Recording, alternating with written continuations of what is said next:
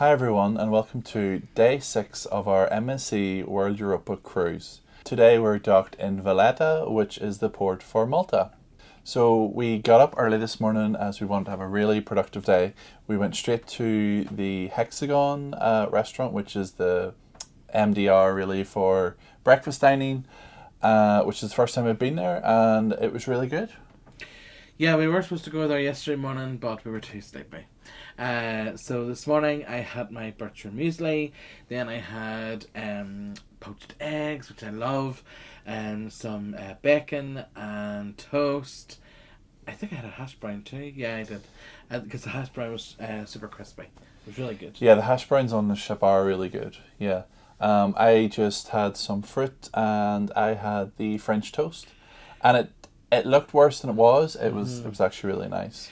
And the service in the dining room was actually really good at breakfast time. Now, we were there at about 10 to 8. Was it as early as that? About 8 o'clock. I think it was about 8 a.m. we were there. And it was like quite busy, but the service was really good. Although in saying that, whenever we came out and headed towards the lifts, the masses were heading towards the dining room. Yeah. Yeah, because they only open like one of the 5 main dining rooms, is it? So yeah. Yeah. So after we headed back to the cabin, got ourselves sorted and our bag packed to head ashore, we then decided that we would go and explore. And basically, in our cabin the night before, MSC had left, it looked like a boarding pass. And it was basically if you wanted to order hop on, hop off bus tickets from MSC, you basically just stuck your cabin number on it and the number of tickets you needed and signed it. So we'll put in a photo of that anyway. But needless to say, you don't really have to do that, because whenever you get off the ship, literally just outside the gate of the main terminal building, there's a hop on, hop off bus. There are loads of taxis. Doing taxi tours. There are horse and carriages, and then a short walk as well along sort of the water front. There is the city sightseeing brand. They also do hop on, hop off here, and one of their bus stops is there as well. So plenty that you can do actually on your own. We decided to take the easy way up to the Luton Battery, where they fire the cannons at 12 noon. And in order to do this, it was a simple walk along the road toward this lift. And this lift was called, what was the lift called, John? The Baraka lift. Baraka lift. Very short distance from the port. I'll stick up a little map and obviously images to show the route that we took. And the lift itself was €1 per person. And that allowed you to also return via the lift. Definitely worthwhile doing, because the alternative route is a lot of windy roads and a lot of extra distance. So if you have any mobility issues, definitely use the lift. And the lift then gets you right to the Luton Battery Gardens, which just then lies above where the cannons are fired from, so you can get a great view from just up here. Yes, so we had actually went online and bought tickets to visit Malta War Rooms, because there's a lot of history in Malta during the wartime, so we thought, let's go and check that out. So it's quite awkward to get to from where we were, like in those sort of gardens. Yes. But a few helpful staff sort of pointed us in the right direction. And it was signposted. I don't even know how we would describe it another way than the way that we were told, and to follow the signs.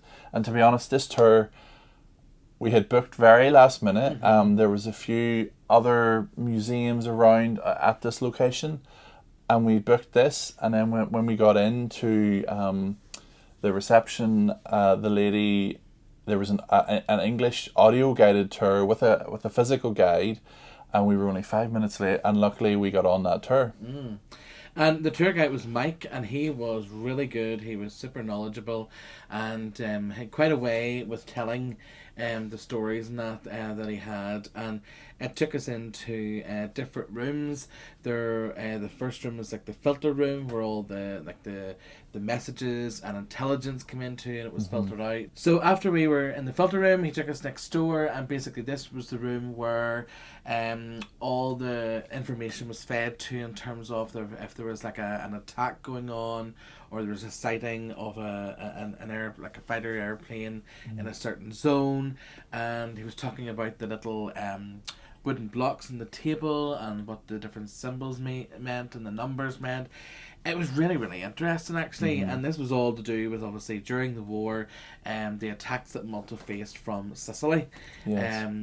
And sort of how strategy was planned, etc. And yeah, it was really fascinating. But what I sort of took away from it was that there's obviously a lot of things that fed into this strategy room, in terms of like the communications, the radars, all of that. And then what it basically came out with was this big board with a map of Sicily and Malta, and basically then the commander or whoever was in charge of saying, right, let's take a bomber or a Spitfire, to do that, could just look at the board and have a live image of what was going on out in the real world. And it was sort of like you see on TV, and you nowadays it would all be computers, but it was so physical and right there, and the board on the wall as to where each squadron was, was, and like the status of each aircraft. It was really, really cleverly thought out, and it was just so interesting to see how it all worked. Yeah. Like, we only paid €14 per person online, and it was definitely worth that and more, and definitely worth the time going to visit. The tour itself takes just over an hour. I think it depends on how many questions there are from the people that are in your group, and I think how animated the guide gets at times with his storytelling. But just slightly over an hour it takes. So definitely worth a visit. So yes, you don't have to obviously have the physical guide there, like, because we had Mike. You could go around the museum on your own and read obviously all the information, and there's also the option of a little audio guide which you could collect from reception, and then that would have the information in different languages. Yeah. So basically after that we then decided we wanted to go to this Luton Battery for the 12 o'clock firing of the cannon. Now, you can view this from the gardens up above, and it will give you a good view. However, whenever we got there were a lot of people, and we wouldn't have stood a chance getting any kind of view. So we decided to actually go down to where the cannons are, and we didn't realise at first, but basically you pay €3 there, and the little lady at reception there gives you your ticket, but it's €3, so that you're actually on the ground where the cannons are, and you're so close to where the cannons are. I was very surprised how close you actually were to the firing of the cannon. Yeah. It was... Like, granted, what we did say was there was quite a lot of people there, and we thought that if it was, we don't know whether they limit the amount of tickets that they sell for that. So it is worthwhile getting there early, just in case you can't get near. Oh God! Fire!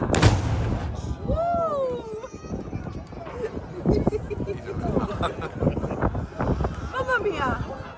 But the other thing just to remember is, once the cannon fires at 12, don't go off, don't run away, because basically that €3 that you've paid, the guy that sets off the cannon will also give you a tour of the battery and show you the different cannons and the equipment that he uses, where the gunpowder was stored and things. And it was very interesting, and that sort of took about 20 minutes after the firing. So but it was really interesting, and our guide, or the guy that shot the cannon that day, was called Jean, and he was very what's the word I'm looking for, knowledgeable about his job role for that day. So at this stage we headed back to the ship. It was a very short walk. We did some shopping at the port. Yeah, at the port there is a little, there's quite a big shop actually, all for like sort of tax-free goods and things. So there's souvenirs from Malta, there's alcohol, tobacco, perfume, etc. So all those duty-free goods that you're allowed to take home. And then we decided to go off to the main dining room again for lunch. This was held in Hexagon Restaurant. Lunch was really good, and again, service was swift, just like this morning. Yeah, so we had a chilled afternoon then from our explorations.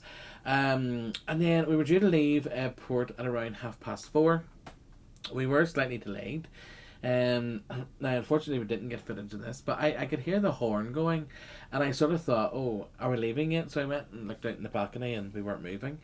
So I came back into the cabin, and then the horn went again, and I went back out to look. We still weren't moving, so I sat out in the balcony, and after the third time when the horn had went, I could then hear cheering. And basically, I looked over the edge, and there was a family literally that had been obviously running late to get back to the ship, and they were running on the last little gangway that was still out for them. So we headed off. Did they make it on? Yeah, yeah. No, Oh, they made it on. Yeah. Okay. So then we headed off at 5:00 instead.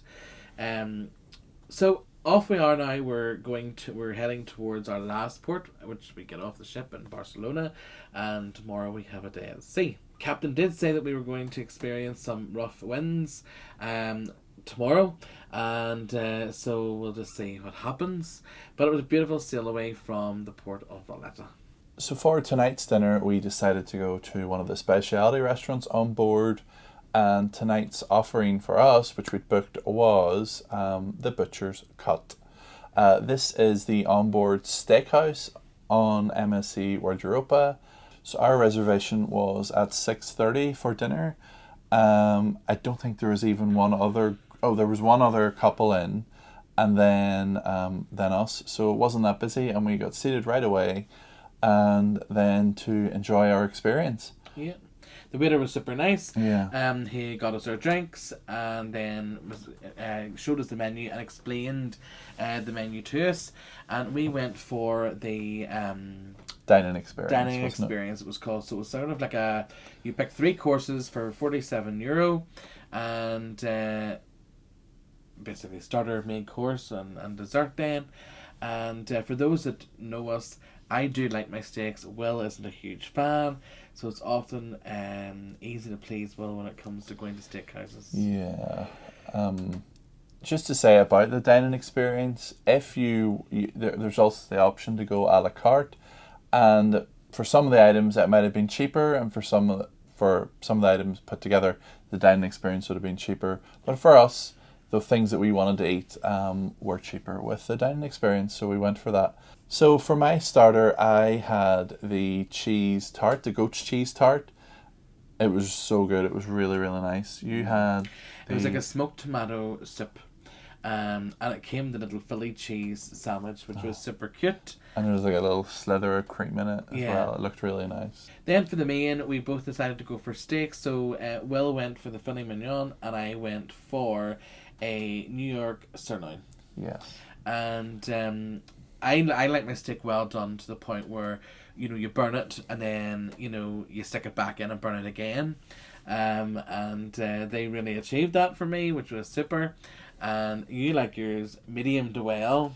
Yeah, I like it probably medium at home, but I always find when you're in Europe, the definition of medium would be more medium to like less well done. So I like to say medium well in Europe to make sure it's that little bit more well done. You like a little bit of yeah, pink, like I don't mind it being pink. I don't want any blood. Mm-hmm. The then dessert, actually, let's go back here, because there's loads of different sides that you can order.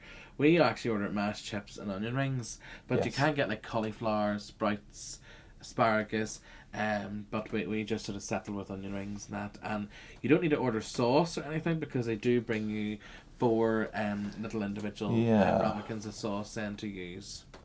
Now dessert. Well, my dessert was amazing. I had this peanut butter like chocolate cookie, which was nice and warm, and then it came with a scoop of vanilla ice cream on the top of it, and it in itself was like a dinner. It was huge. Yeah. It wasn't a dessert, it was like 2 desserts. Well, it wasn't going to beat me, so I literally just I savoured it, and I just worked my way through it and got there in the end. I had a banana date cake, and it was really nice. It's sort of like one of those it sort of felt like a sticky toffee pudding, how that would be presented, but it was a banana date cake. So it was in terms of the butcher's cut and the dining experience of being in a steakhouse, it's a thumbs up for me. What about you? I liked it. I wouldn't have said it was the best one because I did think my meat was quite salty. So it was okay, but I'm just not a steak person. Like, no, it definitely wasn't the best we've ever had. It definitely wasn't the best I've ever had. I think what we should do is basically the next time we come on a cruise and I want to go to a steakhouse, I should just put like, go on your own. I should just put in the cruise news, like, or the daily planner thing. Anybody want to go to the steakhouse tonight with Johnny? Because Will doesn't like steak. Yeah. Who knows who I'd end up with? So after dinner then we headed out to the Galleria, and we sort of we went up a deck actually. And to look down, because basically the captain's sort of welcome address. Now I know we're like day 6 into the cruise, and we're only having like a captain's welcome now, but this is the last port that obviously people are getting on this week, because tomorrow we're at sea all day. So this was the opportunity for the captain to do it once and everybody be there. And we actually learnt then that because that was the last port that we could have picked somebody up, we know the total capacity currently on board, which is what? It's at 5,980. Yeah. So we have to say the ship doesn't feel that way. Yes, No. At times it does seem busy, but not busy to the point where you can't move or you can't, Yeah, I am just very, very impressed by the ability of this ship to carry the passengers and not really see the strain. The only place you really see that strain, where I personally see it, is the World Galleria at times will fill up and feel quite busy. Yeah. And then the lifts, around the lifts, always feels that little bit busy. You would never get your lift right away. No. But secret press your button, go to your ladder, wait on your lift, and you can't go wrong. Yeah. There is like seats and stuff around where the lifts are, and again, some people, I think, because there's people we have seen that are travelling in larger groups and bigger families and things like that, and their cabins maybe aren't together on the one floor. A lot of people sort of seem to be like, oh well, we're meeting up say at 7 o'clock to go for dinner, we'll meet you at the lifts. And then the people are sort of sitting about there waiting, so it does look a bit cluttered. But look, it hasn't been a big issue. Like, it really hasn't. So after the captain introduced his senior team and gave basically an address to everybody, he is quite funny in that he obviously speaks English and Italian, because he is Italian. But he also knows thank you in the other languages that like are on French, board. Because at the minute, German, so there's French, there's German, there's Spanish, Italian, and English. So they're the 5 languages, the main languages that the announcements are in on board. So fair play to the guy. That was the captain's welcome address. So yeah, at this stage we were feeling quite tired, and we just grabbed a couple of drinks from one of the bars and sort of retreated to our cabin. We wanted to get up early to go meet and dine in for breakfast again. So yeah, we called it a night quite early. So folks, thanks for watching this video. This has been our day 6 on MSC World Europa, or as the cruise director calls it, World Europa. And so we hope you've liked this video. If you found it useful and you've liked it, please give it a thumbs up. And if you have any questions or comments, stick them in the comments section below. Don't forget to hit the bell icon to be alerted the next time we post a new video. Thanks for watching. Bye. Bye.